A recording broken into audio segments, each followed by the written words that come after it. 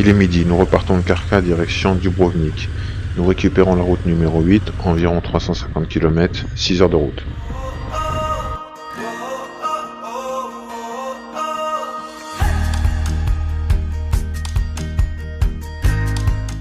La route numéro 8 est fantastique. Des courbes régulières, pas de compression intempestive. Tu te cales sur l'angle et gaz. Le goudron est accrocheur, bien lisse, un vrai manège. Mais je te le cache pas, au bout de quelques heures, on fatigue un peu quand même.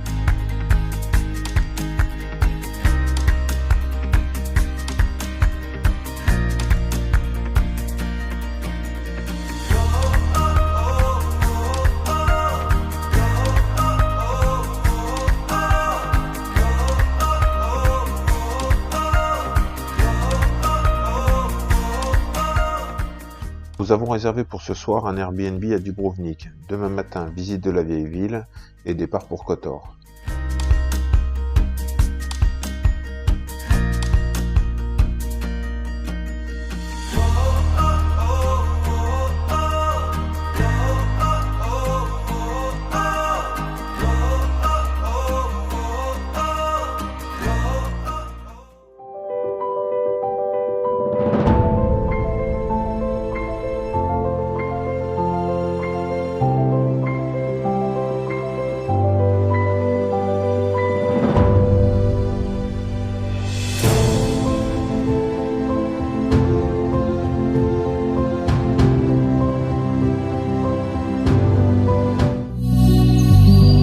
Entre Dubrovnik et Kotor, à peine 90 km, soit 2 heures de route.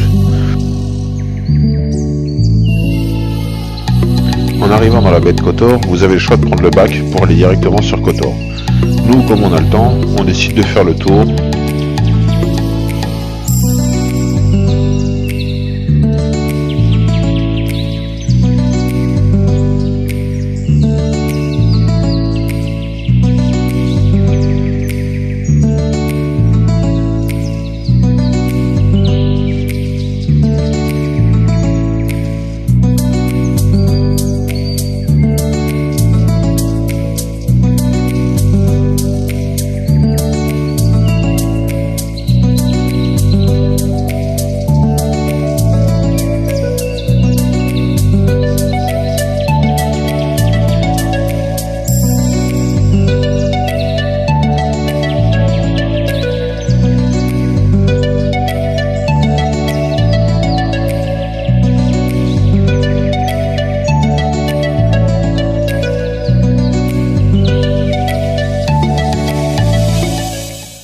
Romain nous a réservé un petit hôtel pour ce soir.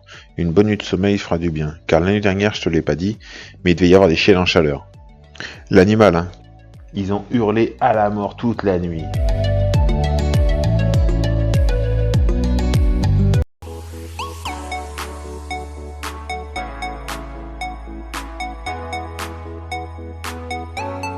Bien sympa ce petit hôtel. Finalement, on a pris les mojitos sur la plage, face au coucher de soleil. Un petit resto. Et puis, au pile ou face, c'est tombé sur moi. Au petit déjeuner, on a constaté qu'on avait à peine 200 bornes et 4 heures de route. Donc finalement, on a mis les maillots de bain, on a passé la matinée à la piscine. Après ce bon petit bain, direction la serpentine de Kotor. Ceux qui ont le vertige pourront prendre le tunnel.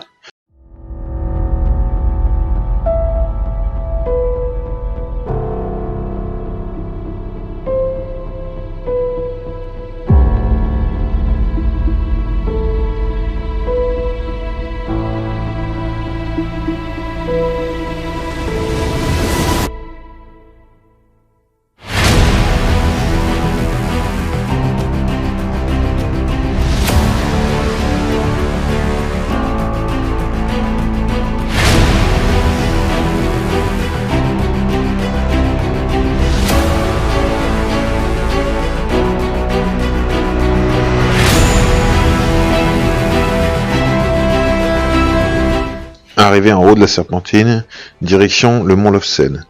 Une piste goudronnée, toute fraîche, toute neuve, et surtout pas une voiture.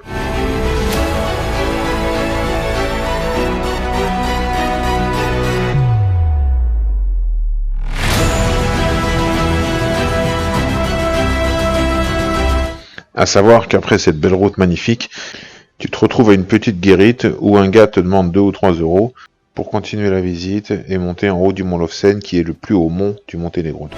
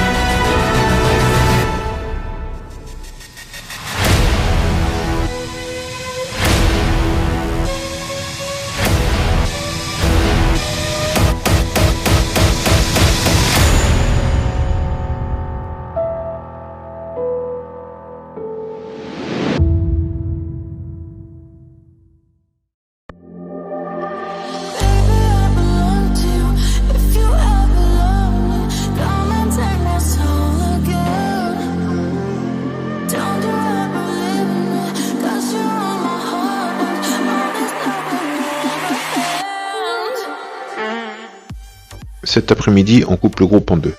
JR et Richard ensemble vont visiter le monastère de Strog. Romain et moi, nous continuons la petite route, direction le Durmitor. On doit se retrouver ce soir au camping.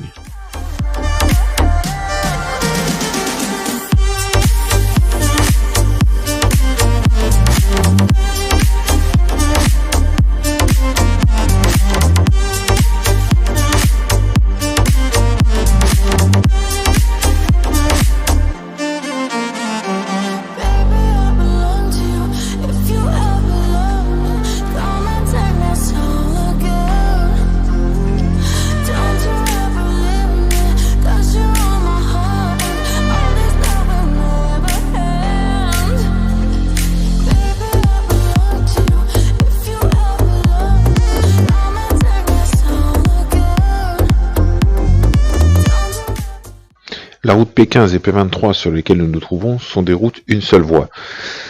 Heureusement, pas beaucoup de circulation. Mais la visibilité est pas très bonne. Dans les virages avec les arbres et les rochers, on voit pas grand chose, donc restez très prudents.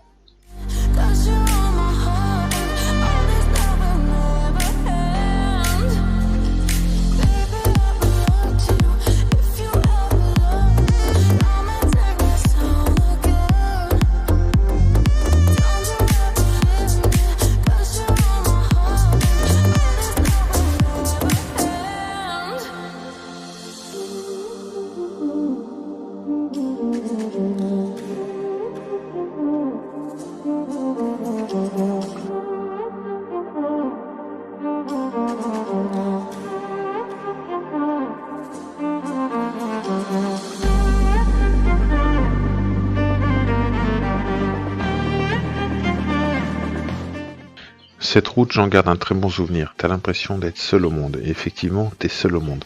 La portion de route fait 60 km. On met un peu plus d'1h30 pour la traverser.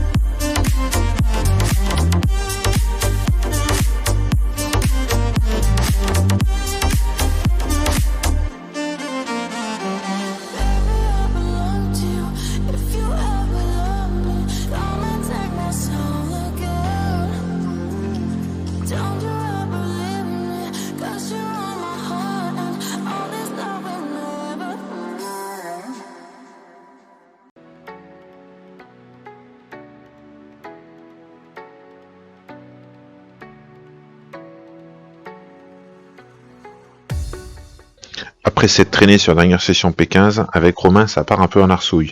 Dans ces cas-là, pas oublier les gestes qui sauvent. Bras souple, poignet à 90. Le premier qui freine, c'est un lâche. Mais là, pour le coup, Romain, il les a pris un poil tard. MTC on et gaz. Hein, Richard? Et il a un bon rythme, le bougre. Pour rester au contact, pas le choix, il faut tout mettre.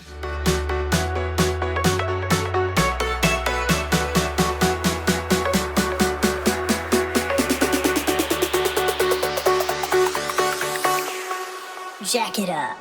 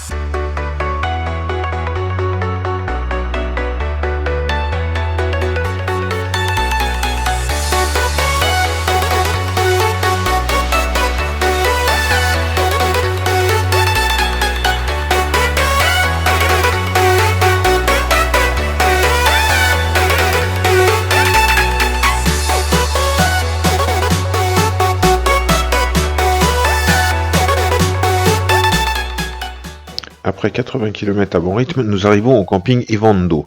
On s'empresse de prendre les emplacements avec les terrains plats, comme nous sommes arrivés les premiers. JR et Richard arrivent en bon dernier.